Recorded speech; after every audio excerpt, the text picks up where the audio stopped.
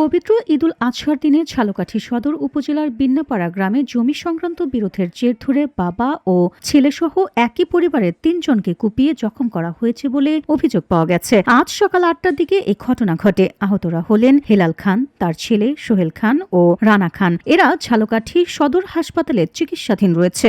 আহতরা জানিয়েছে, হেলাল খানের ছেলে বাবু খানের জমির কলা গাছ ও কাঁটাতারের বেড়া কেটে ফেলা হচ্ছে এমন খবর পেয়ে ঘটনাস্থলে যায় বাবা ও 2 ছেলে। এমন সময় প্রতিপক্ষ সোহাগ মীর, ছেলে তুষার মীর ও মেয়ে তিশা আক্তার মিলে দেশীয় ধারালো অস্ত্র দিয়ে বাবা ও 2 ছেলেকে এলোপাথারি কুপিয়ে জখম করে।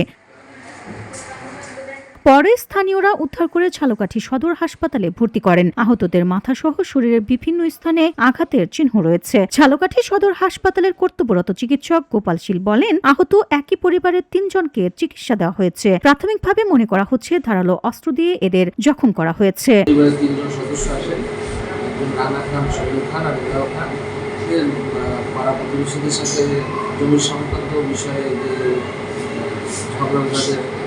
সৃষ্টি হয়েছে এবং মারামারি এখান থেকে 3 জনই আঘাতপ্রাপ্ত হয়েছে।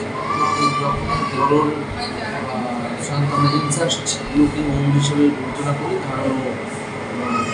তাদের ভাষ্যমতে ধারালো অস্ত্র দিয়ে আঘাত করা হয়েছে। VOD Bangla news desk.